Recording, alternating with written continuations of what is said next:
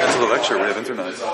Yeah. We should just all go on Facebook and spend the next 2 hours doing nothing. That's perfect. I understand that. It's like you have to make priorities in life, and definitely internet is the most important thing.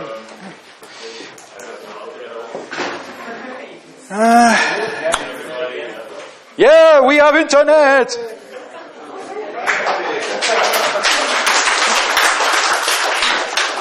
Yeah, many thanks to Nicolas.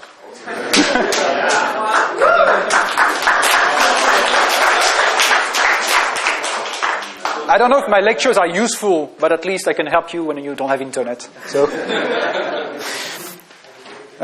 good. So, shall we start?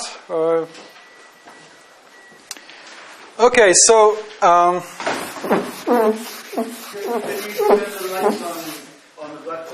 sure. Which is this one? No. Yes. Perfect. Thank you. So since you just erased the Yeah, sorry. line there, the voice finally asked for a washing machine. So if any one of you this is a faultless key, it's called faultless.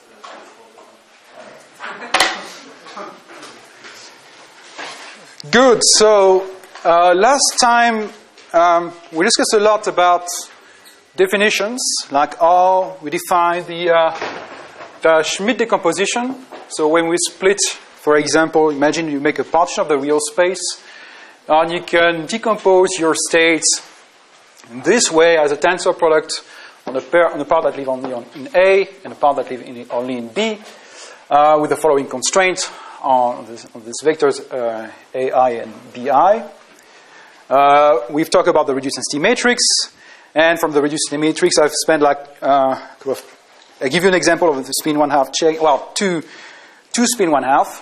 How you do concrete calculation, and then we discuss about the entanglement entropy.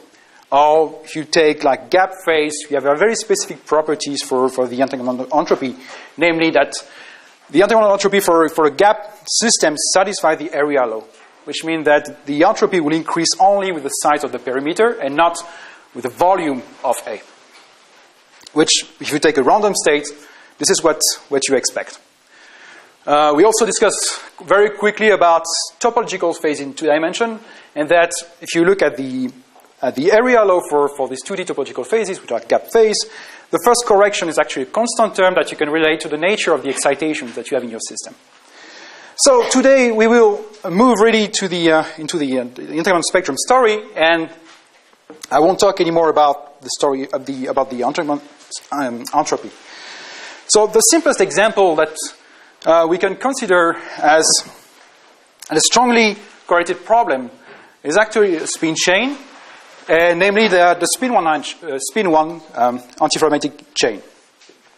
So you know that this system is gap, and a nice way to study this model is actually to look at a simplified model which was introduced by Affleck, Kennedy, Lieb, and Tasaki, which is basically, you don't look exactly at the Heisenberg Hamiltonian, but you look at this guy here,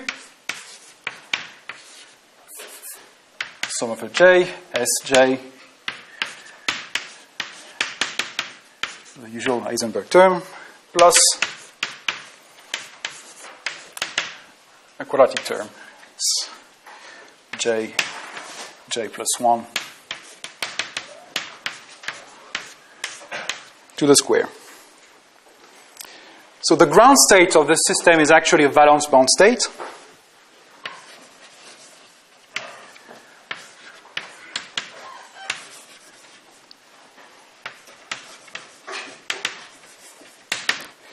And there is a very simple way to understand this the ground state of this system. So you start with your spin 1 chain. One, 4, 5, 6.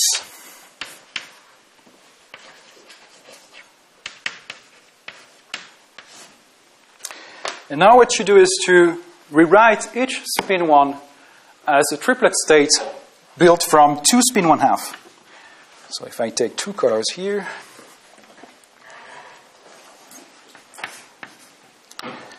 So this one is a spin 1. This guy here is a spin 1/2.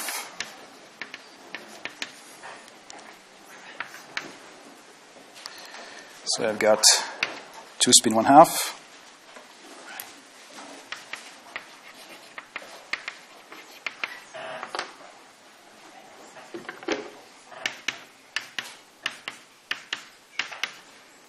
And the red ones. So now to build the ground state of this Hamiltonian, this is what you have to do. You start from this construction where you replace the spin 1 by 2 spin 1/2. And of course, you have to get spin 1. So what you do is you project each of them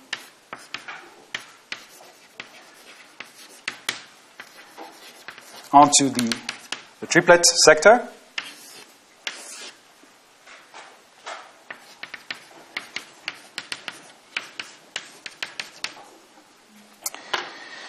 And now between 2 neighboring spin 1/2, so the blue one of the leftmost and the right one of the rightmost, what you do is to project onto the singlet sector.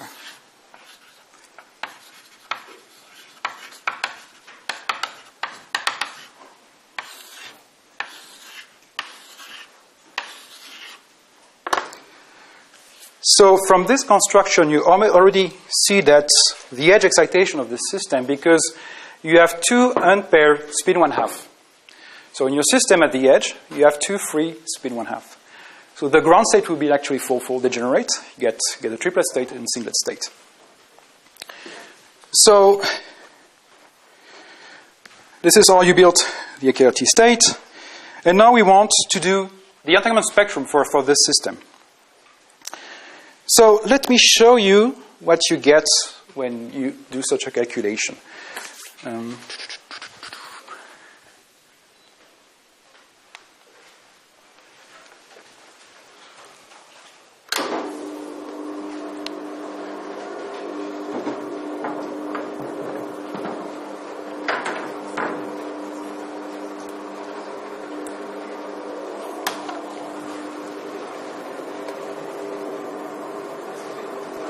Yep. So you're saying that this is the eigenstate of this AKRT Hamiltonian?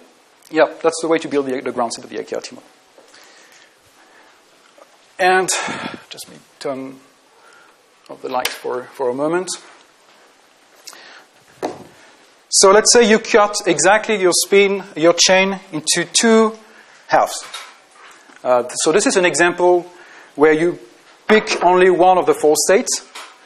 So remember, I've told you that you have a singlet state and a triplet state as the ground state of the AKRT model. So in order to avoid any complication, we pick the state with S equal to 1. So there is a single state in this SZ sector, so there is no problem to compute the entanglement spectrum. And as you see, you have only 2 levels, so 2 non-zero eigenvalues in your reduced density matrix when you do the calculation for the AKRT ground state. Here you get the zoom on these 2 levels. So this is done for 8 sites. Let's say if you take now, if you take a random state, or ask to monkey to do, to give some ground states within this Hilbert space, and you do the cut into 2. So if you take this random state, this is the kind of spectrum that you will get. So it's quite different from the entanglement spectrum of the AKRT model, where you have only 2 levels. Right? The Hilbert space in which A lives has a dimension of 81 for this example. So in principle, if you take a random state, you have 81 levels in your entanglement spectrum. So as you see, this model, which is actually one example of the symmetry protected topological phase, has a very, very specific entanglement spectrum. It has only 2 levels. Now, if you remember what I've told you about the ground state of the AKRT model, the ground state, it's a gap phase where you have edge excitations, which are spin 1/2. So what I do actually when I take my system and cut it like this, I create an artificial edge. So, and what the entanglement spectrum sees is actually, if I break this bond here, I have the spin 1/2 here. So by picking the SZ equal 1 ground state, I have frozen this degree of freedom here, so this edge doesn't matter. But now when I create this artificial edge by computing the entanglement spectrum, I see this degree of freedom here. So the fact that you have two non-zero eigenvalues in your reduced density matrix is actually probing the edge of your system from the dark. Yeah? But so the ground state, are we assuming it's like spin 1, like up, so like SZ plus 1? No, it's just to symbolize spins, right? It doesn't have to be spin. There's S equal 1, but not S equal 1, of course. And actually, we'll give you like some concrete example in. So can you explain it generously in the ground state? Yeah, because I said that to build the ground state of this model, this is how you built it, like in a pictorial way. You take each spin 1 and you write it using 2 spin 1/2. You can always take 2 spin 1/2 and combine them to get the triplet state, right? So that's another way to rewrite a spin 1/2, a spin 1. Now what you do is, of course, you need some coupling between two sides, and the coupling is just to say, I take 1 spin 1/2 here and 1 spin 1/2 here, and I combine them into the singlet state, right? So you do that for each pair of sites, of neighboring sites. But you see in this construction, you have two states, 2 spin 1/2, which are not coupled to a neighboring site. You can rewrite any state in this way, because like you took a state which was SZ equals 1, right, then it doesn't seem like you could write the neighboring spins as a single. Just all of the spin 1/2 to be pointing up. No. You want to rewrite any states? I mean, you can rewrite any state in this way with these pairs of spins. By asking this, especially this projection here? I agree that you can always rewrite the spin 1/2, the spin 1 as projection, as 2 spin 1/2 that you project into C. Let's You only force the singlet. Yeah. And you can still write any state, requiring that the neighboring was a singlet. Well, this Done. what? No. Okay. Another question? Yeah. Is there any quick way to see that this is actually ground state? Not really. I think there is these mechanics are projected to speak. Yeah. Each like mechanical. So then you see that this ground state doesn't have projection to speak to, which gives 0. Okay, let's maybe talk about that later. I would like just to. Okay, so now I've said that this model is a basic example of the antiferrometric spin 1 chain. The other question is what's going on if you take the Heisenberg model. So you drop this term here.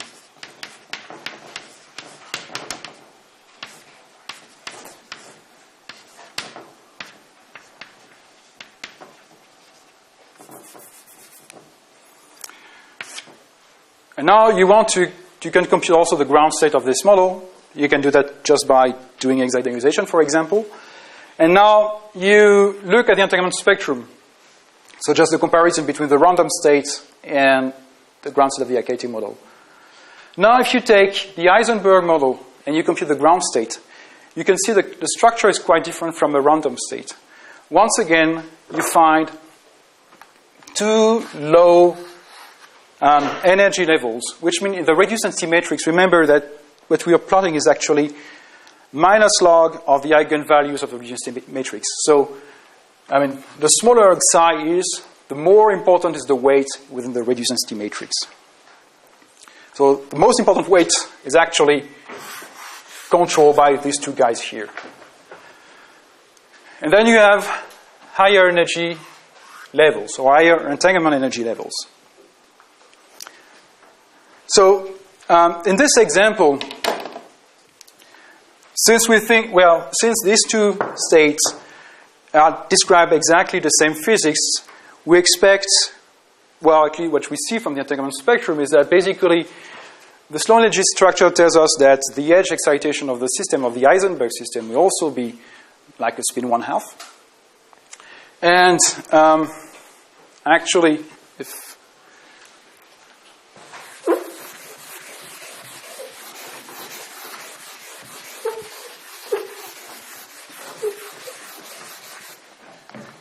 so, if I now plot see 0, 1 LZA, that's psi. So maybe just to remind you, SZ is still a good quantum number when you cut your system into two. Like this was exactly the same thing that when we have considered the 2 spin 1/2 case. SZ, you can write it as SZA plus SZB, and since the ground state is an eigenset of SZ, you can label all the eigenvalues of the reduced density matrix using this quantum number SZA.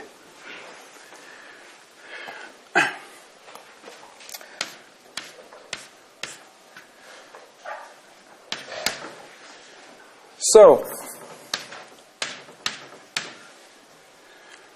all right. Something.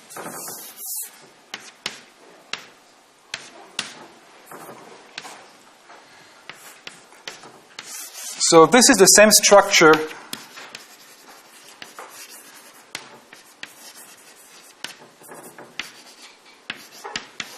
than the AKRT model.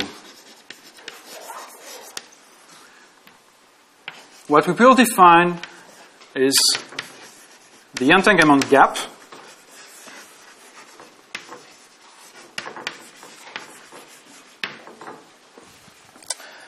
which is the gap between the structure of the model that we consider, the AKRT model here, which has a very a simplified entanglement spectrum with much less non-zero eigenvalues than any random state, and higher energy states.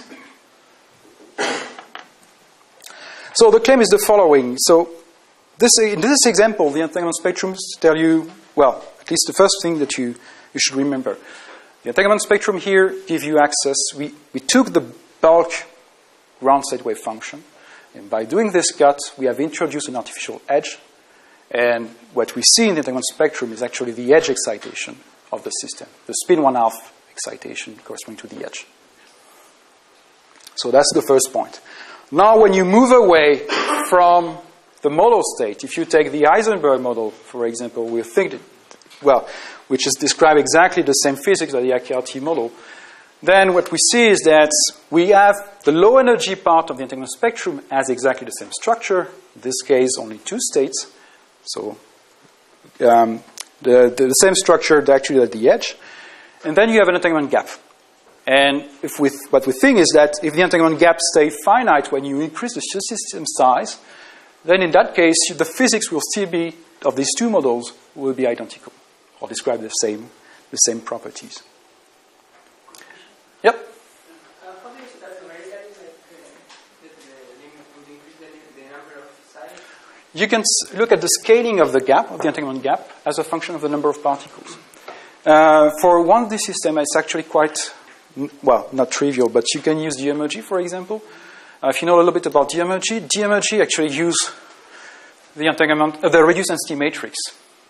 So you have the entanglement spectrum for free when you DMOG, and you can look at the scaling of the entanglement gap when you increase the system size. And what you observe is that this gap will stay finite when you go to a very large number of sites. Any other question? Yep. So the point when the energy gap closes and the phase changes, is that exactly the same point where the entanglement? That's what you expect. Now you have to be, many calculations are done in finite size.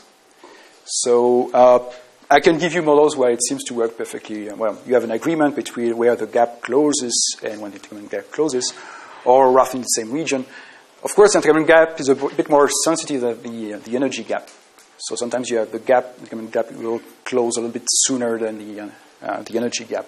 But that's what you expect, let's say, if you have a theoretical system for a large number of particles, a large number of sites. Yep?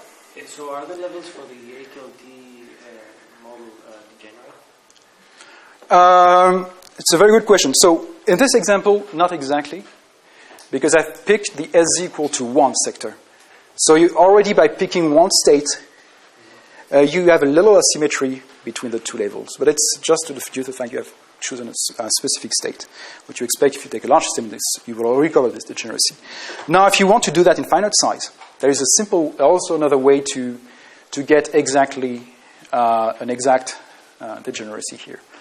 I think if you start from the singlet state of the AKLT model, for example, then it works perfectly. The other thing is you can, instead of considering a single state, you can consider the fourth state at the same time by building the full density matrix for the fourth state. And then you recover perfectly the degeneracy. But in each symmetry sector, there's only one level. Here? Yeah. No, look, it's exactly the same system size. So per SZF value, I have the same number here and here in principle. Oh. Right. So they just collapse to one level. No. It's just that you don't have any.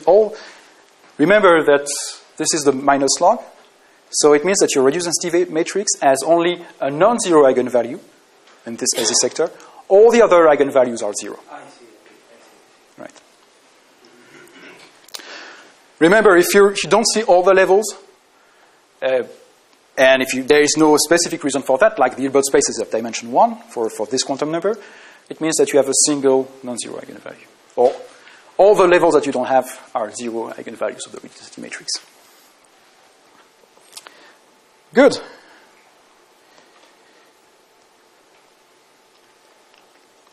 Okay, so now let me switch off the projector.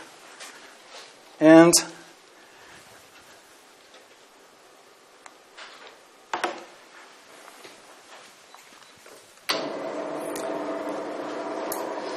so the next question is, I give you an example here where we see that for some model states, we have an exponential reduction of the number of non-zero eigenvalues of the reduced density matrix. Right? So for this example, we are expecting 81 levels in the Entanglement spectrum. When you do that, the calculation for the AKLT model, you get only 2. So it's much less than expected. So now I want to make the connection between this reduction and matrix product states. So I think that during the third week, you will have like lectures on matrix product state and geometry. But I will try to give you some flavor of what's going on and the relation with the entanglement spectrum.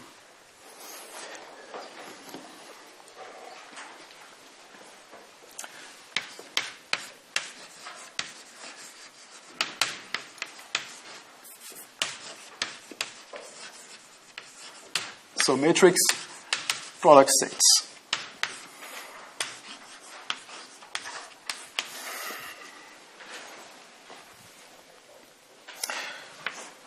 So remember, we were considering a wave function. You can think about the ground state of the system.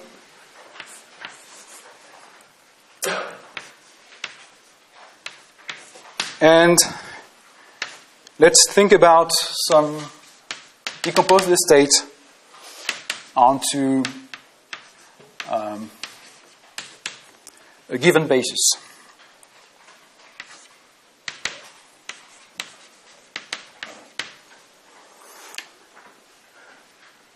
So this is the occupation basis.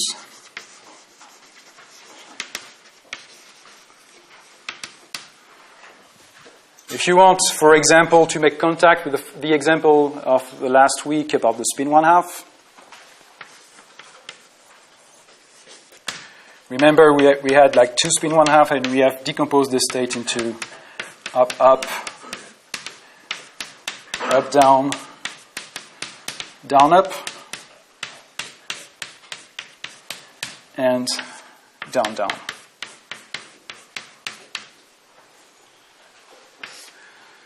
Okay. We can think about other system than spin 1/2. Like for a spin 1, you will get here The M can be -1, 0, +1, for SZ equal to -1, 0, +1. You can think about fermions, so in that case, M will be 0 if you have an empty orbital, 1 if you have an occupied orbital. So it can be any convenient n-body basis.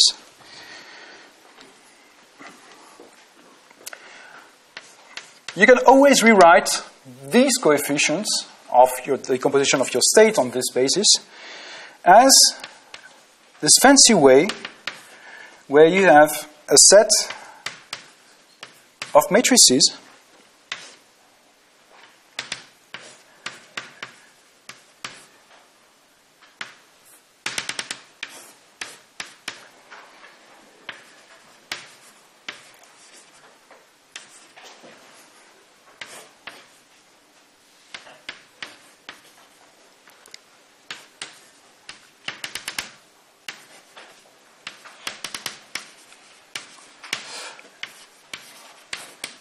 So the C here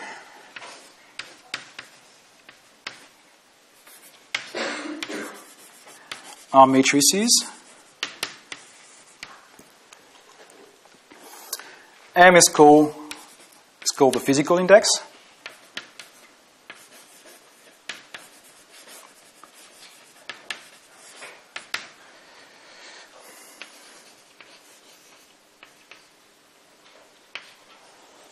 And it has two entries.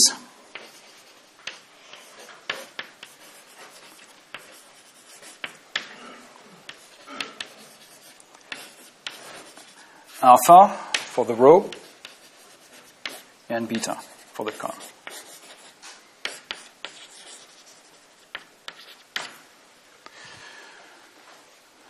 So, and here alpha and beta, it goes from square matrices from 0 to psi, and psi is called the bond dimension, or the dimension of the auxiliary space. So if you give me enough matrices which are large enough, I can always rewrite all the coefficients of my state in this form as a product of n orbitals time a C matrix, and I need a C matrix, one for example here, one for the spin up and another one for the spin down.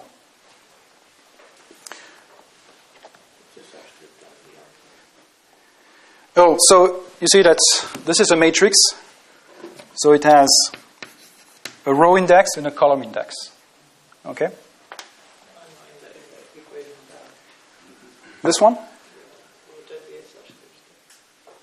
Here, these are two indices that I pick. So you see I have a product of matrices, and at the very end I have to pick one matrix element, because I have to, you see, this is a number, this is a product of matrices, so I have to pick one matrix element. But I will pick exactly the same for all the coefficients.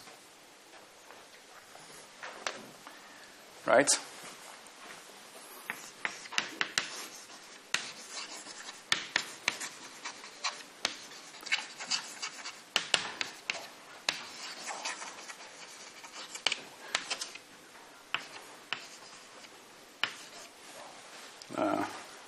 Actually, let me put beta here so we have the same notation everywhere.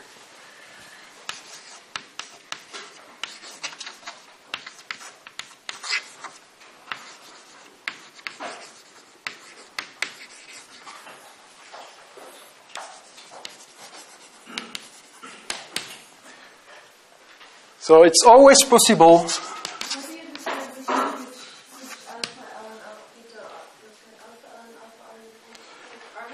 They are not, for the time being, you can think about arbitrary number. But the thing is, if whatever the state you give me, I can always rewrite it, or rewrite all the coefficients this way. I can always find a bunch of C matrices which are large enough to rewrite all the coefficients in this way, where I will pick at the very end, when I have this product of C matrices, for all of them I will pick exactly the same matrix element. Right? For example, so you take your product of C matrices, and at the very end, for all the products that you have here, you have one per per state, you will pick exactly the same matrix element for all of them. I'm going to give you an example in 2 minutes. Okay? So you can always do that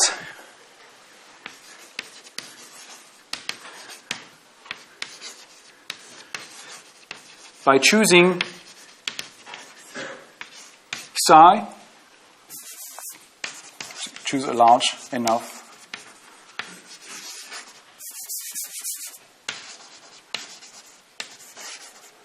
value of psi. So, which means that if I pick the C matrices to be of dimension 10,000 or whatever, I mean, or more precisely, I can always pick the dimension of the C matrices to be such that I can rewrite my statement this way. So you wonder why the hell we are using this kind of notation? Well, the thing is, you see this basis, its size will grow exponentially with the system size.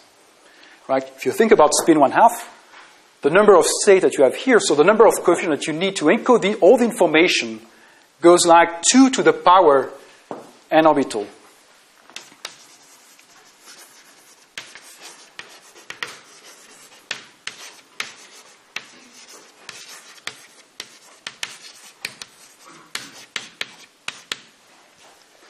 So the question is, can I find a value of psi which is small enough to encode everything into like small matrices and not having to compute 2 to the power a lot coefficients? And the answer is yes. Excuse me, why is it possible? Because all your bases are linear independent and it's a linear space. Then. Well, you can count how many. If you increase the size of your matrix by defining matrices in the way, you can always make a non-zero matrix element where you want, right? So if the size of the matrix here is equal to the dimension of the Hilbert space, for example, I can always rewrite, I can always pick the C matrices to be such that for each, you see that here you have a combination of up, for example, a coefficient for up, down, whatever. I can always set my C matrices because I have like enough matrix elements to be non-zero only for the coefficient, well, to be the correct one for the configuration I'm looking at. Let me give you an example so we think will be clearer right in a few moments. So let's take the AKRT model.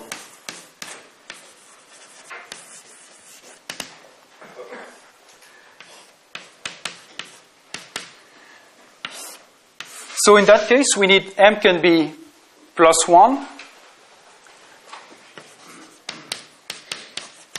0, or -1. So if I pick this choice for my C matrices, so this is C -1, C +1,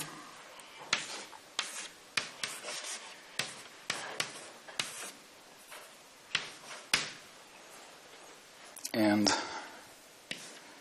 C0.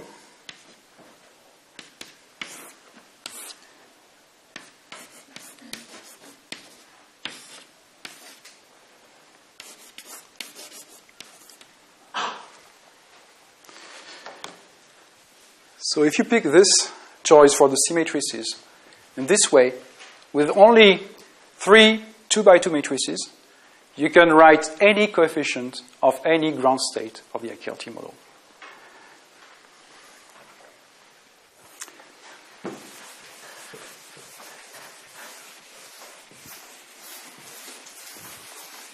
So actually, it's quite simple to write down a code to diagonalize the AKRT model. So you can always do this exercise and ask to the computer to give you the coefficient of the ground state. So for 2 spin 1,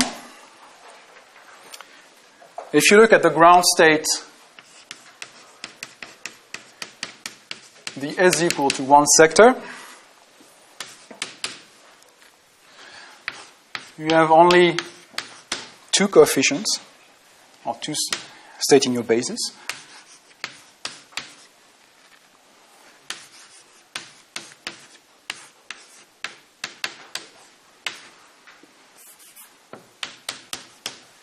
Remember, if you have two spin 1/2, two spin 1, I don't know if you're used to that, so just two spin 1. Well, the dimension of the Hilbert space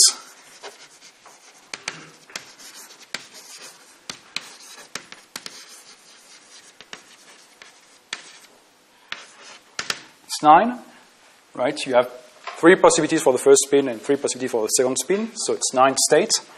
And actually, if you impose a total LZ number to be equal to +1, you have only 2 states.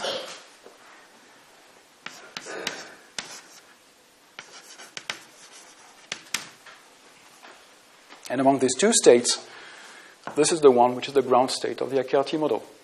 I mean, to do the calculation for 2 spin 1 and to check that this is indeed the ground state, it's quite simple, so I strongly encourage you to do the calculation. But now let's see if we can use this formula here to get these coefficients.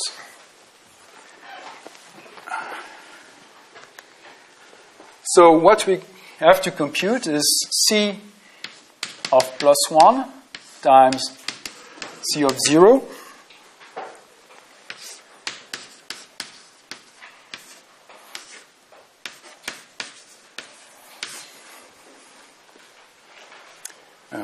sorry, that's C of 0, so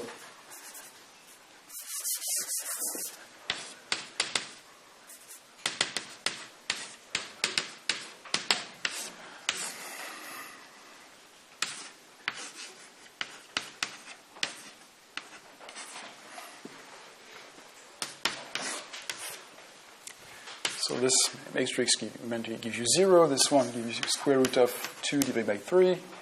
This one gives you 0, and this one gives you 0. Now let's do the same exercise for this one.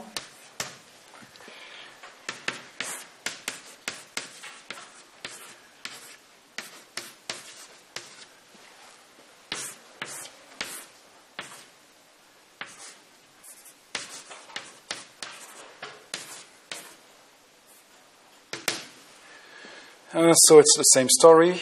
This one gives you 0. This one gives you minus square root of 2 over 3, 0, 0. So you see, if I take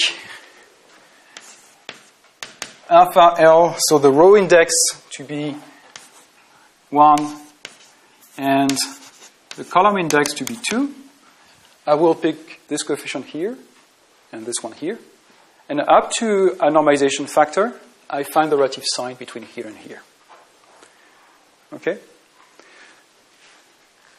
So you can say, okay, well, 2 spin 1 is a kind of a trivial example. And what you have done using your MPS machinery is just to compute the relative sign. But if you want, you can do exactly the same calculation for 3 spin 1. In that case,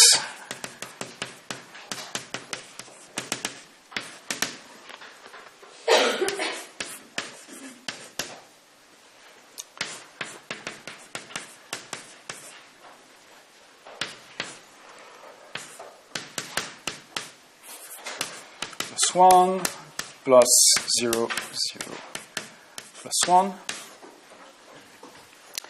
minus 2 square root of 7 plus 1 minus 1 plus 1. Yeah? Just to be sure, if I have computed whatever other production of matrices in alpha L equal 1 and beta L equal 2, I would get 0? All the others, yeah. Yeah. These are the only ones which are non-zero. Yeah, thank you. Okay. And what about the fact that the product of the C's has these factors of 3 in compared with your... You can compute the norm of the state using also the MPS. My point here, you can, for example, use the transfer matrix, or just by plainly rewriting the what is the meaning of what is the norm of a state in the MPS language. You can also get the norm, or at least the global factor that you have to use in front of these coefficients to get exactly these guys. My point here is just to show the relative sign here. And to give the example of 3-spin 1, where you have more states. You have 4 states, so just be careful here. If you just look at the Hilbert space for 3-spin 1, and you require the total SZ to be equal to 1, you have 6 states and not 4. So it means that for the IKLT ground state, you have actually 2 components which are equal to 0. Namely, this one here, and this one here.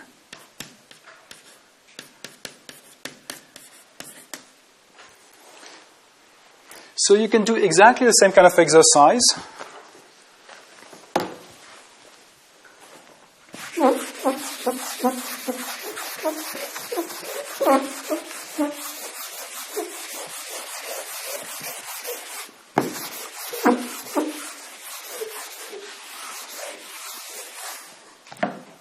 In a sense that if you compute the product of C plus 1, C0, C0, and pick the matrix element 1, 2, this one will be equal to minus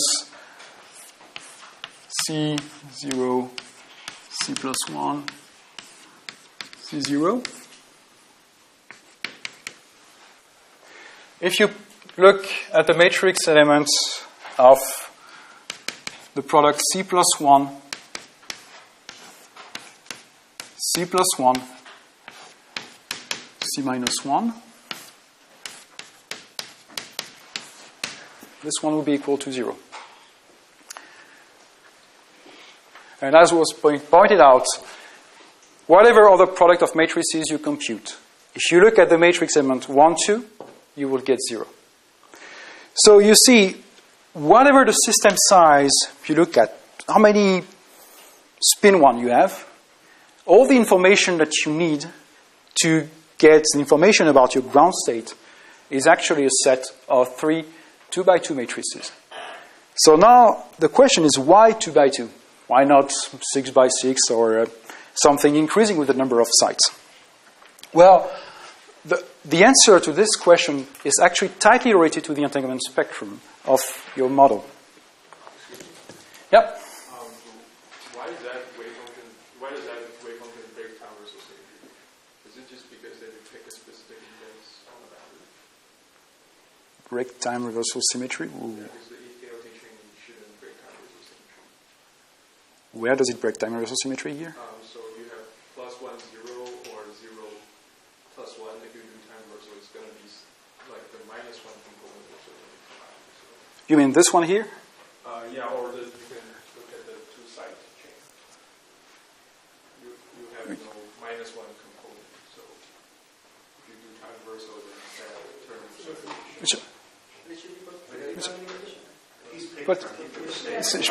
so it's not, yeah. You should compare with the SZ equal to minus 1 in that case. If you just flip the, you can do still the same kind of calculation for the SZ equal to minus 1 state. Here I've picked a special one, which is the SZ equal to 1, which breaks the time reversal symmetry. Okay? Can I from these products of matrices, can I define, for example, the C matrices for the 3-spin 1 case, and then if I have, for example, 4-spin 1 case, build that case on the matrices of the 3-spin 1 case? Like instead of, we started from the... Do we agree that the matrices I gave you are true for any number of spins, right? Yeah. Of spin 1. I can take 10,000 spin 1. I will pick exactly the same matrices. I will use exactly the same. For any number of sites. So that's the powerful idea behind MPS. Is that whatever the number of sites, if I, especially, well, at least in a simplified version, what I want is to use the same set of matrices for any spin. because I have in mind, oh, well, if you think about like if you have a closed ring translation invariant, so there is no reason to have like a specific choice for UC. So you see, you will get exactly the same set of C matrices for every site. And this matrix won't change with the number of spin that you consider. So that's why it's really convenient, because instead of computing like lots of an exponential number of coefficients to get your state, you can encode everything within this set of 3 matrices, which are only 2 by 2 matrices for the IKLT model. But it is possible to start, for example, with a set of C matrices that is, for example, 4 by 4, and then build on those matrices instead of this 2 by 4. Okay, so the question somehow is, how can I get the MPS representation of any state, and how I should define the bond dimension, the psi, the dimension of my C matrices. So you can use DMLG. Density matrix organization group is actually a way to find an MPS representation for your state. Right. So there you will set by hand what is the value of the bond dimension or the size of the C matrices that you consider. But now you can wonder, what is the minimal one that I need to get exactly my state, not an approximation. You see, all these calculations are exact. And you can take whatever number of sites, it will still be completely exact. Now if I take the bond dimension to be just 1, that I won't be able to write down my states exactly. I can get an approximation, but I won't get the true state. So I need at least 2. And this is what I want to show you, why you need 2 and not 300 or just 1.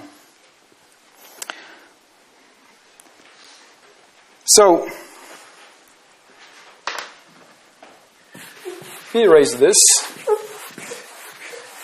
and start from the MPS representation of my state and derive the Schmidt decomposition.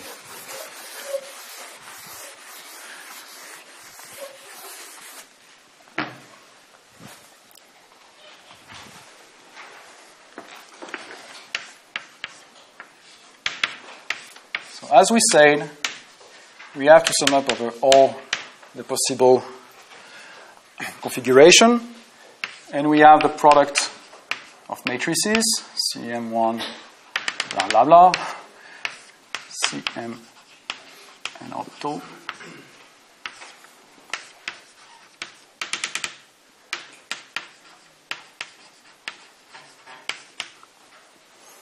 And now, let's say A, we consider all the orbitals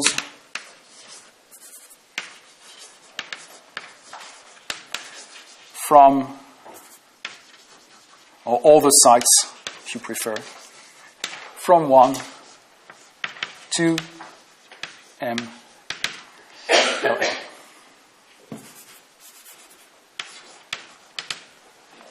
And B, all these orbitals or sites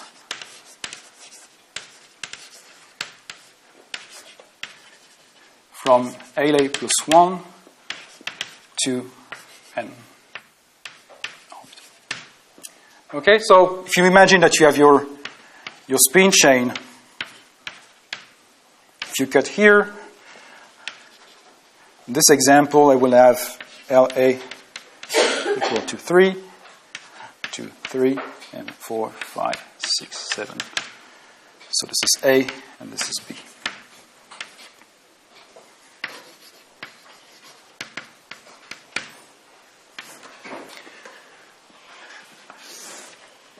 So what I will do is just to explicitly write down the product of C matrices by considering first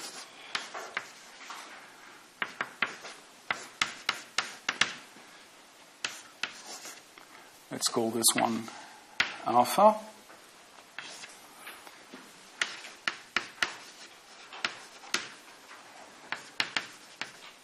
M1 CM LA, and I pick the matrix M alpha L alpha, but I have a sum over alpha. So naively to rewrite the matrix product and make the separation between the LA first orbitals with the remaining part of the system.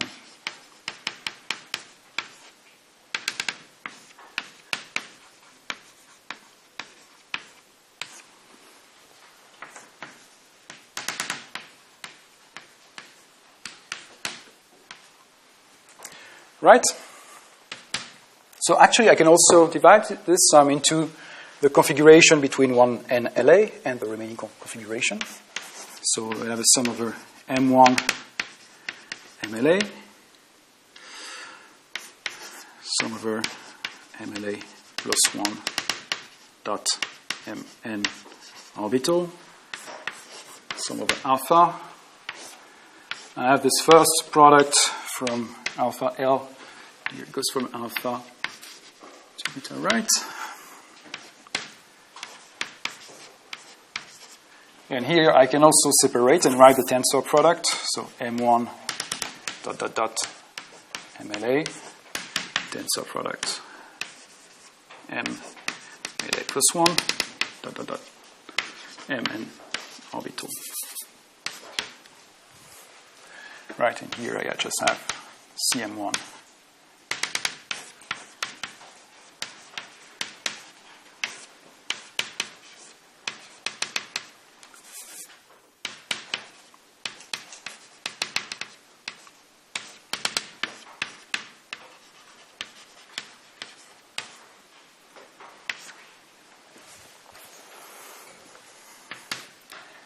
So I can pull out the sum here, C alpha, and I will define a first state, let's call it A alpha, tensor product B alpha, where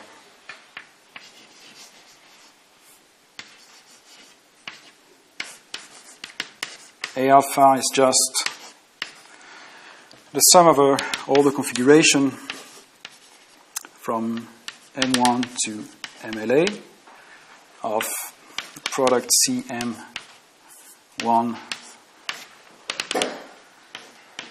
CMLA alpha L alpha times the state M1 MLA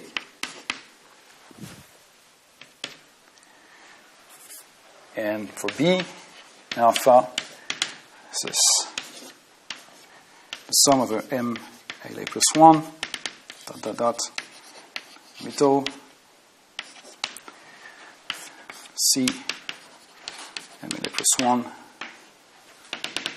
C MN orbital from alpha beta right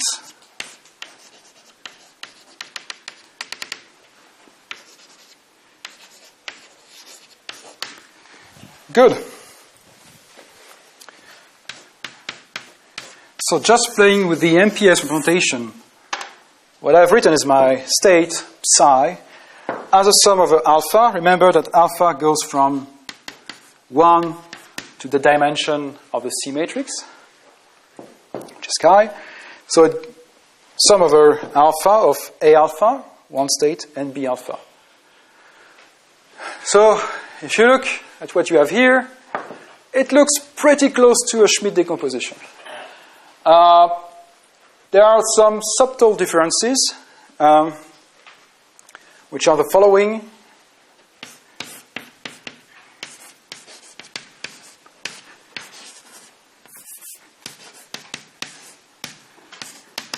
It's not an orthonormal basis.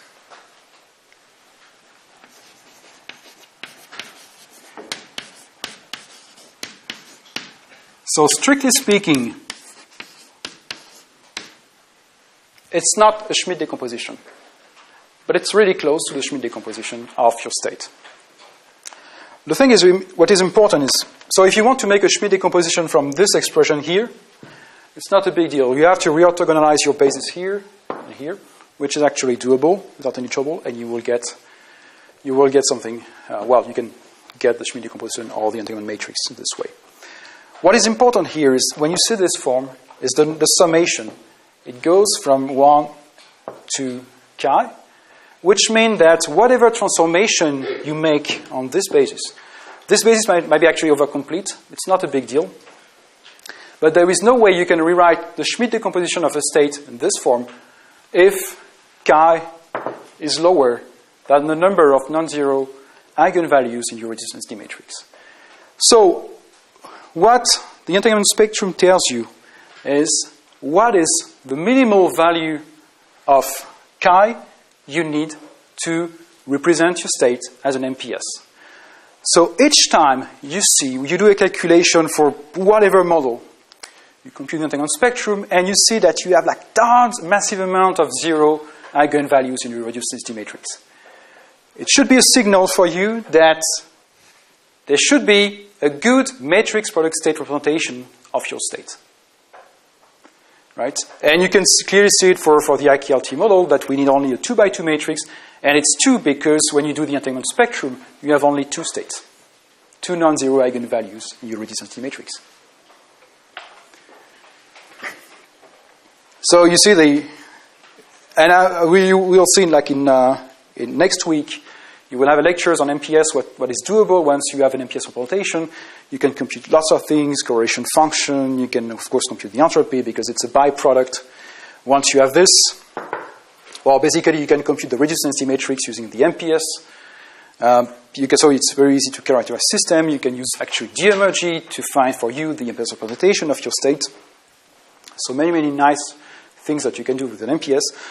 But the point is that the entanglement spectrum is actually a way to see, to guess or to see if it's possible to write a good MPS representation. Yeah. So for the Heisenberg model, you showed us a spectrum which has a lot of levels. Right. So then that means that we don't have a good MPS description of the Heisenberg model? No, you have a good approximation. Okay. You don't have an exact MPS. Okay. Here the thing is, when you have this tremendous amount reduction of the non-zero eigenvalues, it means that there is a very an accurate, an exact description in terms of MPS. Of course, de-emergy is actually a way to, if you're in your entanglement spectrum, you see that you have a low energy part and then a large entanglement gap. Well, it means that first, this low energy part, you should be able to capture it with an MPS. And of course, the de-emergy will allow to get correction to this MPS. And of course, the cutoff that you will put on psi will be a way to control this approximation, how good it is. Yep.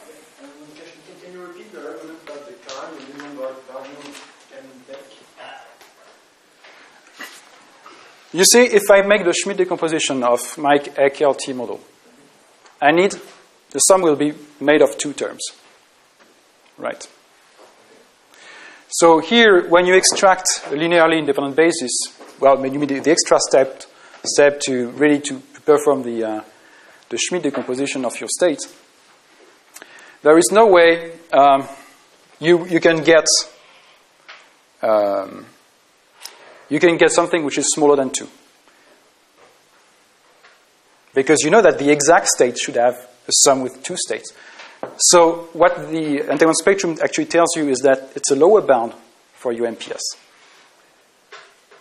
Okay? So how do you get that it's actually true for spin 1, for example, for this model?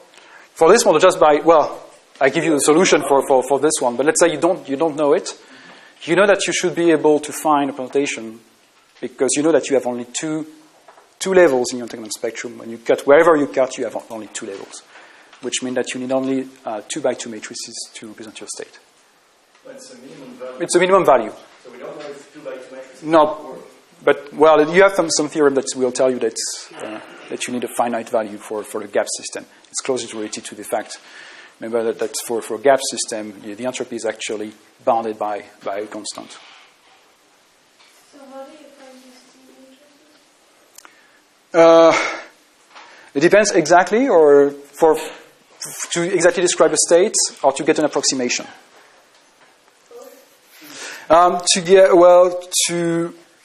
Depending on the model, sometimes you can explicitly rewrite your model in this way. Actually, you will have like a full lectures on MPS representation of fractional quantum Hall states next week. So you will see like an explicit way to build an MPS representation for some model states. If you just want a good approximation, or you can ask your computer to find this representation for you, it's basically the density matrix normalization group. It's an algorithm that finds among all the MPS representation that you can imagine, the right one for your state, or the closest one to your state. Right. Any other question?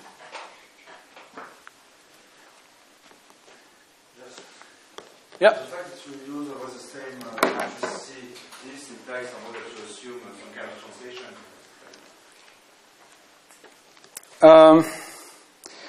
It's a good point. In general, it's true if you don't have the. It's not always possible to get the same matrix for all the sites if you don't have the translation invariance. In some cases, still like the AKRT model, you can use exactly the same set of matrices to describe the periodic system, which has the translation invariance and the open one. For other models, in some cases, it's doable to use also a C matrix, which has a set of matrices which are identical for all the sites. But in some cases, it's not possible to do that. So I know some counterexample where you have to use one set of C matrices per site. But I can also, like the fractional quantum model, basically, if you look at this problem on the sphere, which doesn't have the, when you write as an MPS, you break the full rotation symmetry. You only have the rotation along the z-axis. There, the MPS representation, you need one set of C matrix per orbital. But now if you do the calculation on the cylinder, and that was the nice work by Zelatel and Mong, they have shown that you can actually, by using some transformation, you can use the same C matrix for all orbital. So that's an example where you don't have the translation symmetry unless you go to an infinite system, but still you use the same matrix, even for a finite size. Yep. So the entanglement spectrum depends on the type of cut we make. Yep. So how do we know that we make the cut that gives the minimal number of non-zero eigenvalues of reduced density matrix? Because, for example, again, going back to the Heisenberg model, this cut that you showed us had a lot of levels. But perhaps if I make a different cut, I get much less. Yeah, but the cut then, the thing is, if you do the same kind of cut and you increase the system size, you also get the lowest number of states in your system.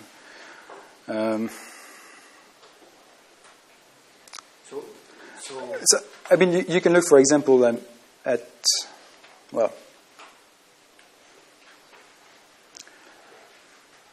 let's say if your state is degenerate, for example,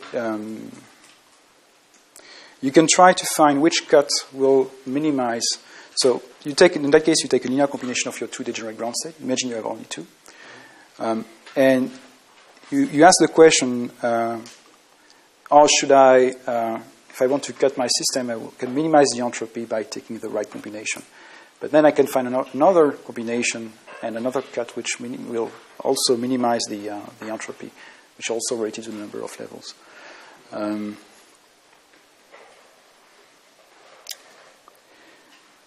So yeah, I don't have any specific intuition like the way, if you can always find a way to minimize the number of. But generally, I can try several cuts and find which one has the, let's say, lowest number of levels, non-zero levels. Right. Okay. Well, a good example: if you have a chain insulator and you have a single band, so you completely fill your band, and if I cut my system in momentum space, then I will have just one non-zero eigenvalue because it's a product state here. Now, if I do the cut in real space, it's not the same situation. You will have like tons of levels. So you clearly see that if you have write it down an MPS representation for this model, you have to go to the momentum space.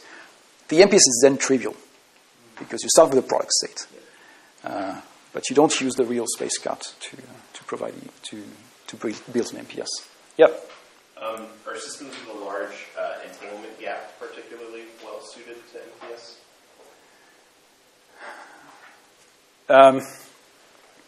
I mean, of course, if the entanglement gap is large, and then you have like a small numbers of states that will really contribute. So you can imagine, like, think about the Heisenberg model. If you have a large entanglement gap, of course, you will converge quickly to the ground state, because at least the universal part will be dominated by the IKRT model, and then you have the correction. And actually, the correction it's not random. It's also related to the excitation of your model. So, of course, if you have a large gap, like if you do energetics, of course, if you have a gap system, it's really helpful in terms of numerics, because it will converge faster to the ground state, because you have a gap. And basically, the convergence is controlled by the gap of your system, so it's rather the same story. Was the trace of alpha L and beta R changing? The trace of... Is the trace of alpha L and beta R? Yeah, for example, you can do the exercise of take another sector. So all the calculations were done by picking the S equal to 1 ground state of the IKRT model. Take the S equal to -1. So if I remember correctly, you have to switch alpha L and beta R to get the correct matrix element. So depending on the sector you want to look at, you have to pick the right matrix element. Or actually, it can be a combination. If you have periodic boundary condition, what you will do is not to take one specific matrix element, but you will take the trace of the product of matrices, which is like summing over taking alpha L equal to beta R and summing over them. So in this way, is to compute everything to know which elements your section corresponds to? Not exactly, because you fix the boundary condition. You see this alpha L and beta R, they are related to the boundary condition of your system. So here, basically, what I want to do is to get, if I look at the S equal to 1 ground state, this corresponds to the case where the edge excitation are the spin 1/2 with the spin up and the spin 1/2 with the spin up 2. Right? So picking the right alpha and beta is actually to choose which boundary condition you pick in your system. And that's why when you look at the periodic boundary condition, you have to make them equal and trace over all the options. Yeah? From what you say, each choice of sector corresponds to a choice of alpha and beta. So each choice of space corresponds to a choice of alpha and beta. Does the opposite is also true? Does each choice of alpha and beta correspond to a state that is meaningful for our system? In general, or for the... it depends. Once again, if you have boundary conditions, not all the boundary conditions are possible. Right? So you can have constraint on your system that say it's not possible to pick this one, for example. So that's one example where it's not completely clear to get information. Actually, it's a bit more non-trivial. In some cases, for example, you can extract information. You can write also an MPS not only for the ground state, but for the excitation by picking different boundary conditions. Okay, so that's all I want to say about MPS and the relation between MPS and the spectrum. And now I would like to move on and look at the case of the integer contournement effect. So another example where we can extract information about the edge by looking at the bulk wave function.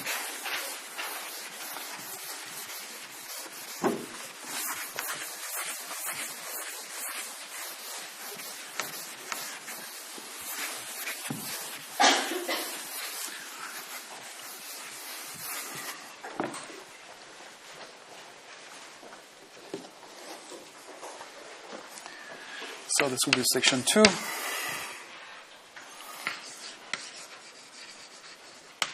I can call observing the edge. Through the bark.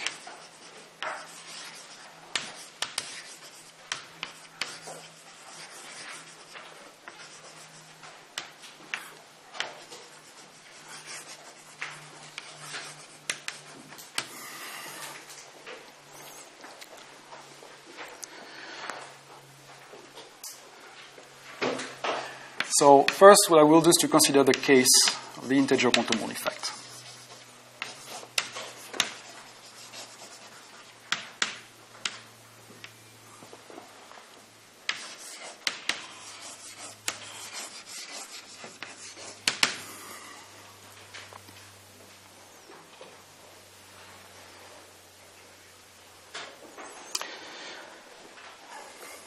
So let's make the thing simpler. So we consider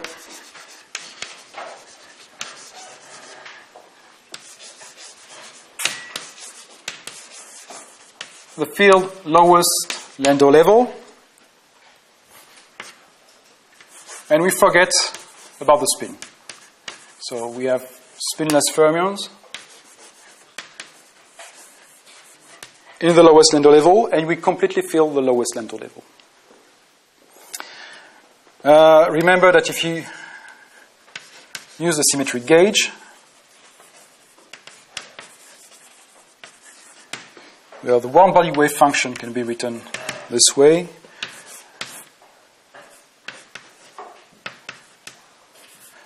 Phi of r 1 over square root of 2 pi factorial LB B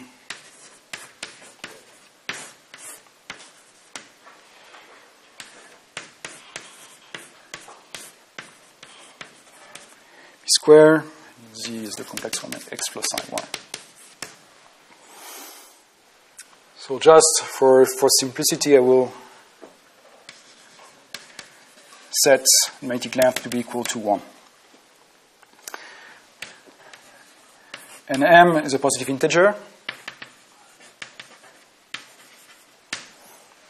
and is actually related to the angular momentum.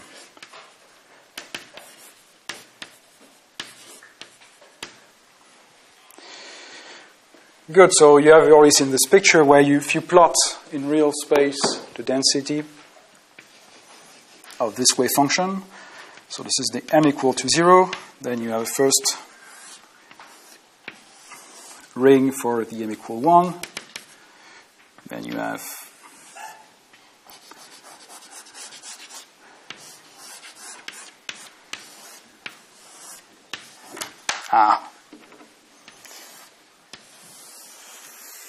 the m equal 2 states, and so on.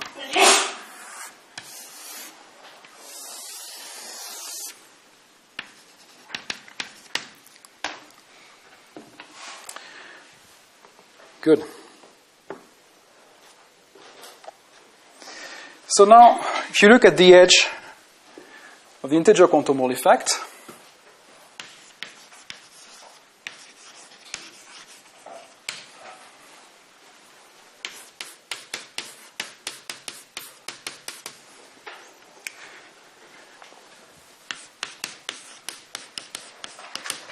you have a chiral edge mode.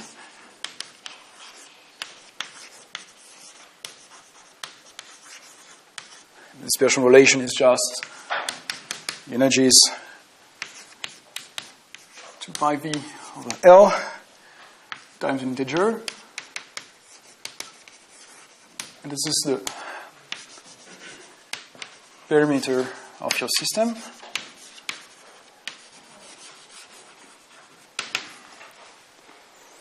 So if you plot the energy levels, here they are. Right, that's the momentum.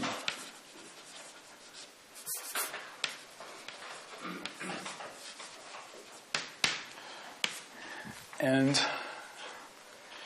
the energy. Just that the energy is proportional to the momentum in that way. So this is the one-body spectrum. And now let's say you want to build the many-body energy spectrum of your edge. So what you will do is just to fill to get the lowest energy. You will completely fill your spectrum up to the Fermi energy, and this will be the ground state of your system. Right? The goal here is to show you, but I think you already know that, how to build the many-body energy spectrum from the one-body energy spectrum if you have an non-interacting system.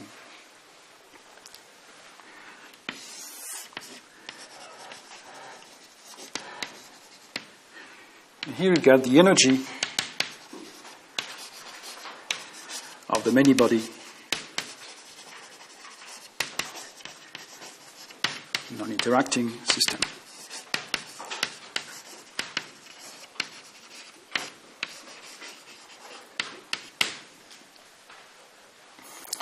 So I can always set the reference of energy to be equal to 0. Okay, and this will be the energy corresponding to this configuration. So now let's look at the first excitation. Well, the only way I can create an excitation here is to promote one electron from here to there.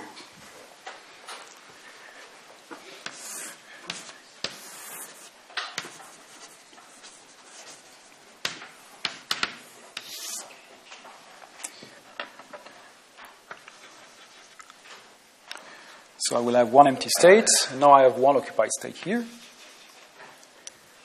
I have all my bunch of occupied states.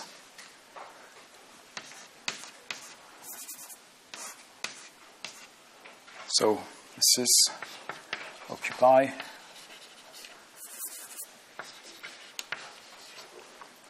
And this is empty.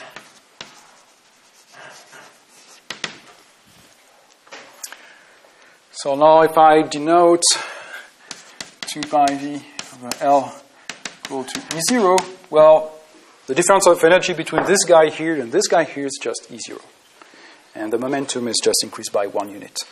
So if I look at this configuration here, this will give me one state here. Energy E0, let's say momentum 1.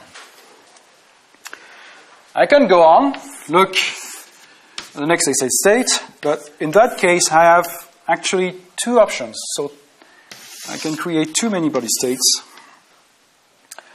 So the first one is to excite this guy here up to by one level.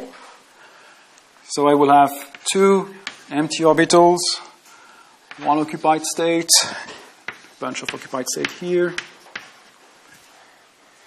a bunch of empty orbitals.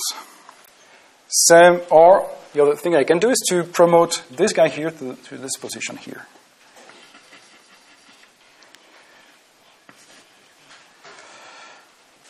So this one.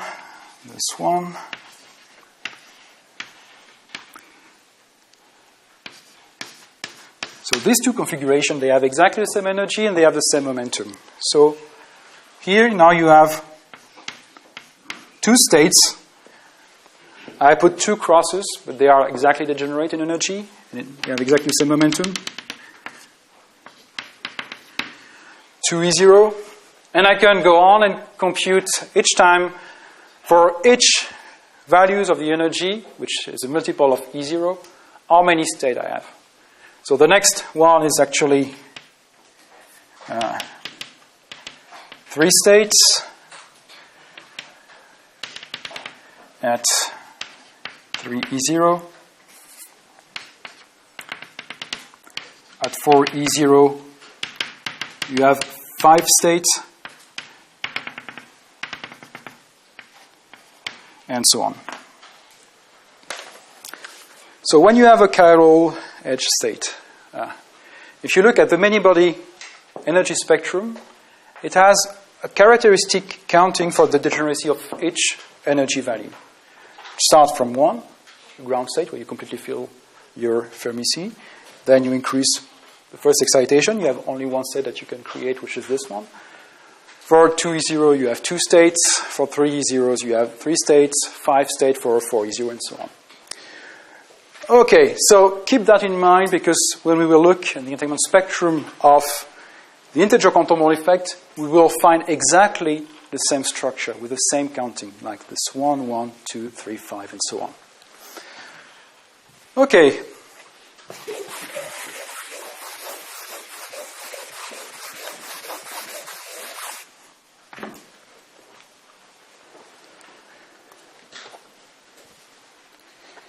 Good.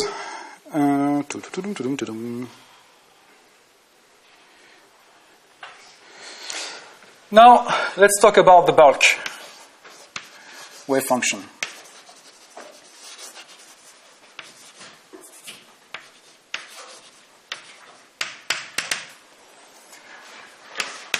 So I think now you have seen this wave function many times. So if you completely fill your Landau level, let's say you have n phi orbitals or flux quanta,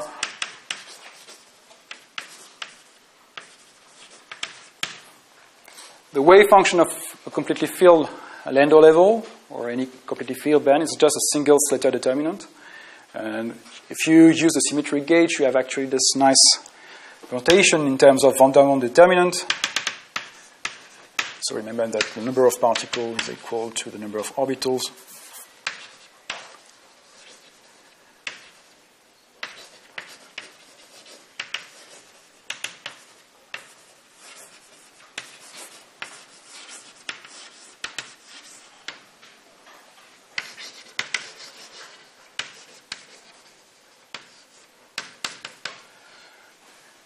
You get that the wave function can be written up to prefactor that actually you can compute Ci minus Cj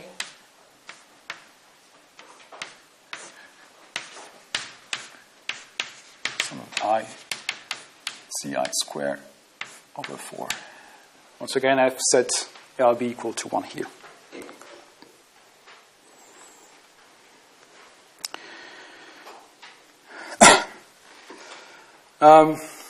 One thing that would be useful is if, let's say, now you want to write down this wave function in second quantized notation. Let's call this one Landau level, lowest Landau level. U equal 1.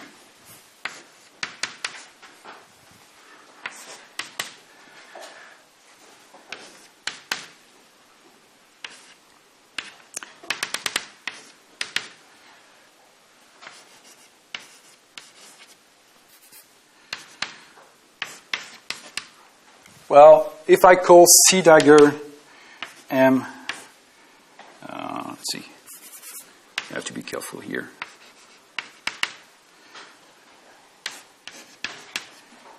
That's the creation operator that will create one particle in the orbital with angular momentum m. Writing the wave function, which is a single Slater determinant, is just the field band, so it's just the product of all the creation operator applied to the vacuum. It's also quite useful, especially for if you have your more numerical mind, to think about this as the usual occupation number, which means that you have a particle in the orbital with angular momentum 0, one particle with in the orbital with angular momentum 1, and so on. So just in occupation basis, another way to write your states. So once again, and I think that was pointed out by Stefanos, that if I can say, okay, I can cut my system in this orbital basis. I can say, the way I cut my system into two is just by considering all the orbitals from m equal to 0 to m equal whatever. This might be my A part.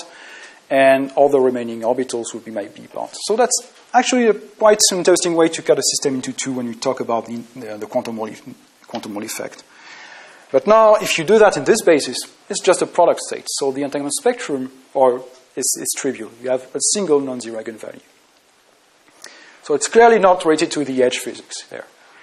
So what I will show you next time, because unfortunately we are running out of time and the calculation is quite long, so I don't want to stop in the middle of the calculation. So that what I will show you is that if you really cut your system in real space for the integer quantum Mole effect, what you will see from the entanglement spectrum is actually the same spectrum, the same energy spectrum than this one.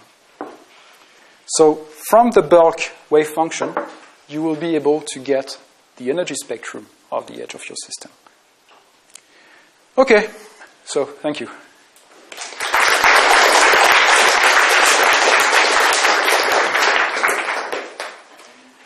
Questions? Yep. Let me just ask you the question about the number of states that you got. Do they follow the Fibonacci series? No.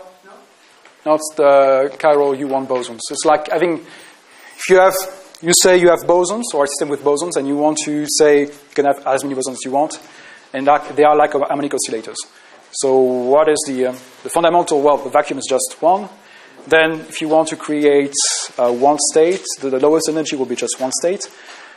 Then if you want to create like 2 h bar omega, you have two ways to do that. You can have two bosons with energy h bar omega, or just one boson with energy 2 h bar omega, and so on and so forth. So that's exactly the same counting.